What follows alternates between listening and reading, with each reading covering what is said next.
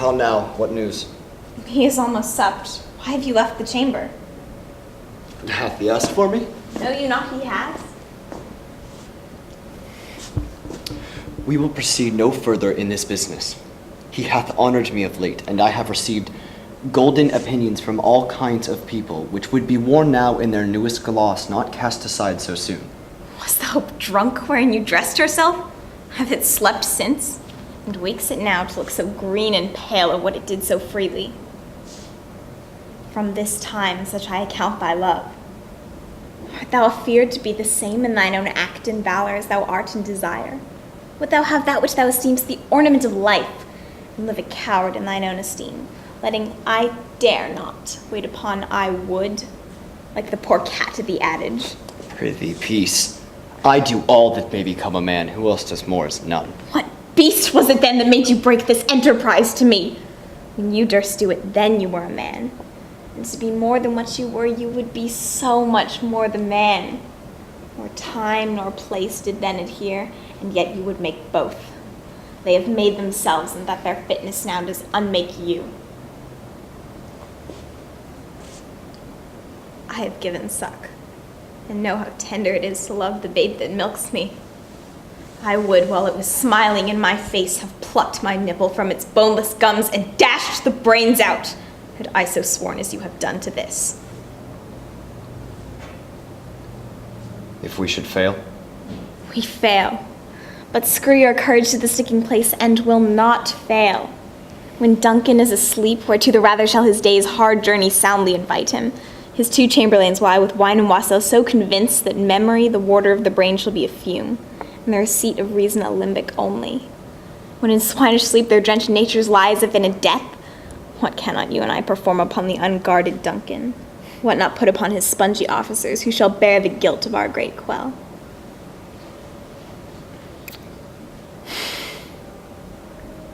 Bring forth men, children only, for thy undaunted mettle should compose nothing but males. Will it not be received when we have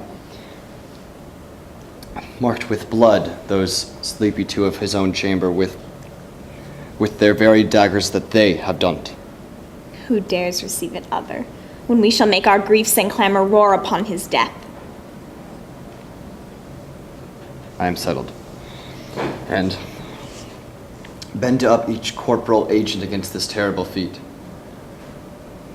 Away, and mock the time with fair show. False face must hide what false heart doth know.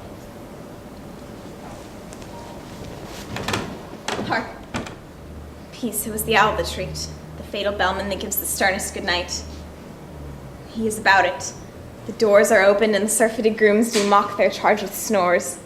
I have drugged their possets, that death and nature do contend about them whether they live or die. Who's there? What ho? Look, I am afraid they have awaked, and 'tis not done. The attempt and not the deed confounds us.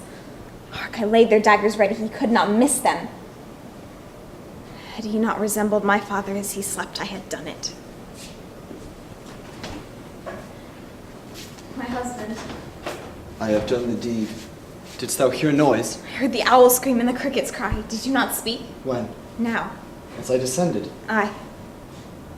Hark, who lies in the second chamber? Donalbain. This is a sorry sight. A foolish thought to say a sorry sight. There's one did laugh and sleep, and one cried, murder, that they did wake each other. I stood and heard them, but they did say their prayers and address them again to sleep. There are 2 lodged together. One cried, God bless us, and amen. The other, that they had seen me with these hangman's hands. But I could not pronounce amen when they did say God bless us. Consider it not so deeply. But wherefore could I not pronounce amen? I had much need of blessing, and amen stuck in my throat. These deeds must not be thought after these ways, so it will make us mad.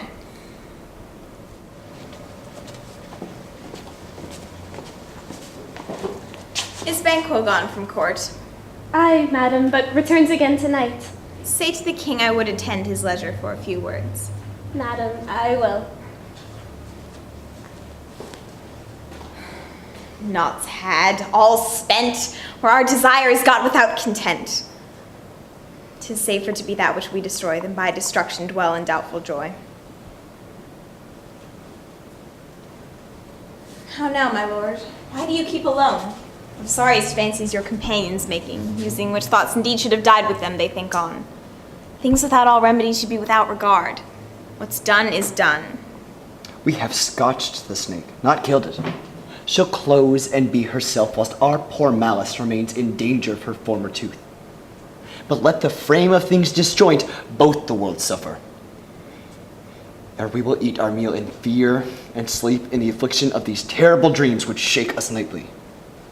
Better we with the dead, whom we, to gain our peace, have sent to peace, than to lie in the mind's eye in restless ecstasy. Duncan is in his grave.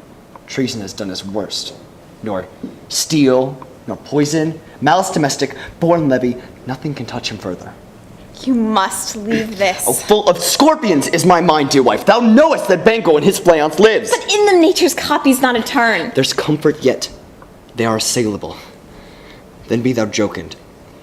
Ere the bat hath flown his cloistered flight to the black Hecate's summon, there shall be done a deed of dreadful note.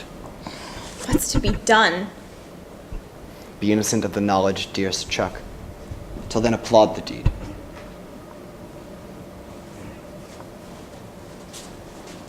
Come, sealing night.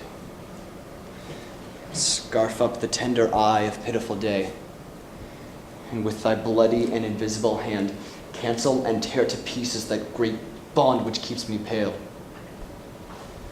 Light thickens and the crow makes wing to the rooky wood. Things good begin to droop and drowse, and night's black agents to their praise do rouse. Thou marvelst at my words, but hold thee still. Things bad begun make themselves ill, so prithee go with me.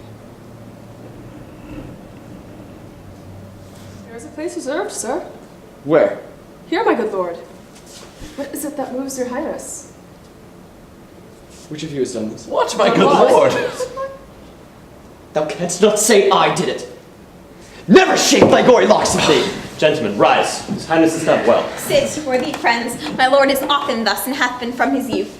I pray you keep seat. The fit is momentary. Upon a thought he will be well again. If you much note him, you shall offend him and extend his passion. Feed and regard him not. Are you a man? I, and a bold one that dare look on that which might appall the devil. Proper stuff. This is the very painting of your fear. This is the air-drawn dagger which you said led you to Duncan. All these flaws and starts would well become a woman's story at a winter's fire, authorized by her grandam. By for shame, why do you make such faces? When all's done, you look but on a stool. Prithee, see there. Behold, look, lo! Oh, here she comes. This is her very guise. On my leg, fast asleep. Observe her, stand close. You see, her eyes are open. Aye, but their senses shut. What is it she does now? Watch how she wrings her hands. It is an accustomed action of her, to seem thus washing her hands. I have known her to continue this for a quarter of an hour. Yet, here's a spot.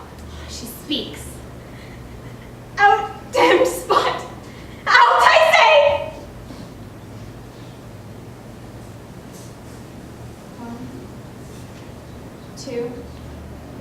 Why then, it's time to do it. Oh, it's murky. By my lord, by a soldier and defeated. One needs we fear who knows it when none can call our power to account.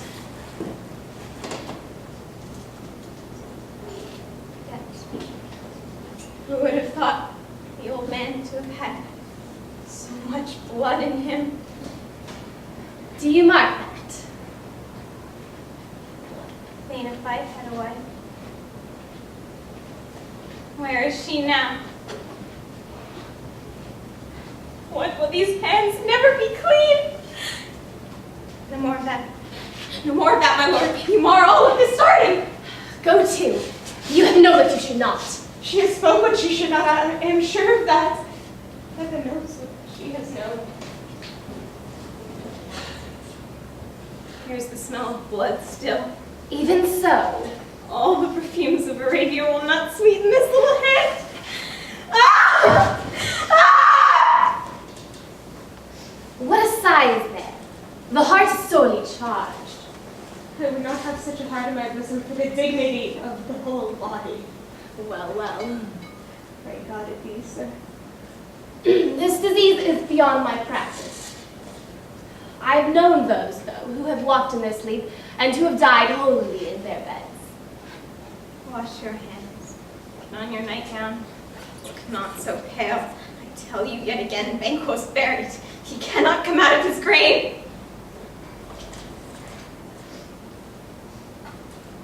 To bed. To bed. There's a knocking at the gate. Come. Come. Give me your hand. What's done cannot be undone. To bed.